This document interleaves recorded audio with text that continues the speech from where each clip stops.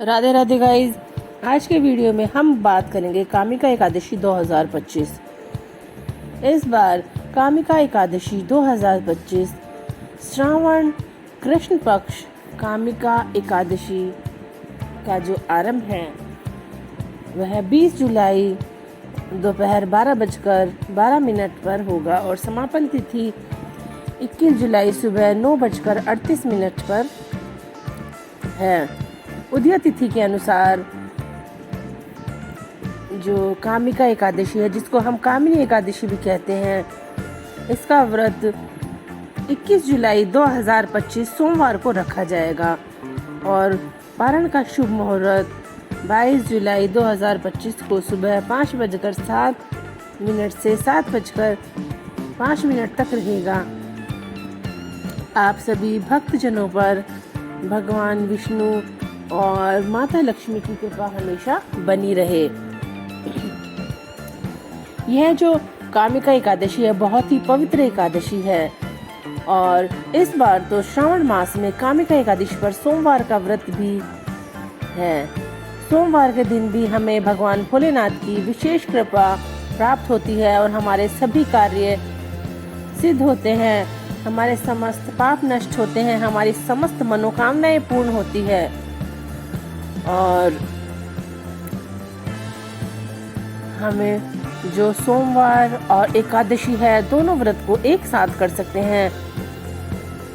प्रातःकालीन जल्दी उठकर स्नान आदि से निवृत्त होकर हमें एक चौकी बिछानी चाहिए, उसके ऊपर पीले रंग का कपड़ा बिछाना चाहिए, भगवान विष्णु माँ लक्ष्मी जी को विराजमान करना चाहिए और चावल का आसन देकर हमें एक घी का दीपक जलाना चाहिए। कहते हैं घी का दीपक एक पूजा का साक्ष्य होता है।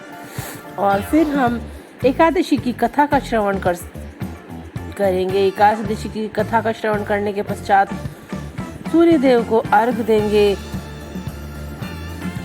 और विधि विधान से पूजा संपन्न करने के पश्चात हम फिर भगवान भोलेनाथ की पूजा भी विधि विधान से करेंगे। और बस एकादशी और सोमवार का व्रत एक साथ होने से हमें भगवान भोलेनाथ की और भगवान विष्णु की माँ लक्ष्मी की कृपा एक साथ ही प्राप्त हो जाएगी। बस हमें इस दिन करना क्या है, इस दिन हम एकादशी के दिन अन्न ग्रहण नहीं करते, तो हम एकादशी और सोमवार का व्रत एक साथ होने के कारण संध्या के समय हम कुछ भी जो फल फ्रूट होते हैं वह खा सकते हैं। बस हमें अन्न ग्रहण नहीं करना और भोलेनाथ के समक्ष हम जो भी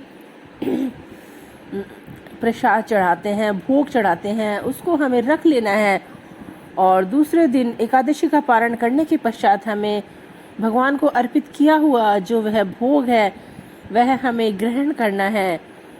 यह महाप्रसाद होता है और भगवान विष्णु भी भगवान भोलेनाथ का व्रत करने से बहुत प्रसन्न होते हैं और भगवान भोलेनाथ तो हमेशा राम नाम का जाप करते रहते हैं। वे तो स्वयं ही भगवान विष्णु के अत्यंत भक्त हैं। भगवान विष्णु बहुत ही प्रसन्न होते हैं जब हम सोमवार का और एकादशी का व्रत एक साथ करते हैं। यह जो एकादशी होती है यह हमारे समस्त पापों को नष्ट करने वाली होती है और इस एकादशी के प्रभाव स्वरूप हम नरक के जो भी कष्ट होते हैं उनको हम भोगने से बच जाते हैं। अगर हम किसी कारणवश उपवास नहीं रख पा रहे तो हमें कथा का श्रवण अवश्य करना चाहिए, पूजा करनी चाहिए, आराधना करना चाहिए और हमें अपने आचार विचार शुद्ध रखने चाहिए। मन में किसी प्रकार का कोई द्वेष नहीं रखना चाहिए। एकादशी के दिन हमें स्वच्छ वस्त्र पहनने चाहिए और हमें पूरे दिन भगवान का ध्यान करना चाहिए, भगवान के मंत्रों का जाप करना चाहिए। इस दिन हम भगवान विष्णु के मंत्रों का जाप भी कर सकते हैं और भगवान भोलेनाथ के मंत्रों का जाप भी कर सकते हैं। चलिए अब आपको बताते हैं कि हमें एकादशी के दिन क्या खाना चाहिए, क्या नहीं खाना चाहिए।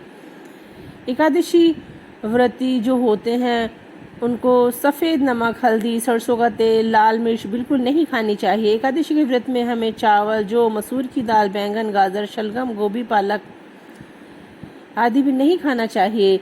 हमें एकादशी के दिन सेंधा नमक, मूंगफली, तिल का तेल, शुद्ध देसी घी, साबूदाना, कुट्टू के आटा जो होता है उसकी रोटियां, पकौड़ी कुछ भी बना के हम खा सकते हैं।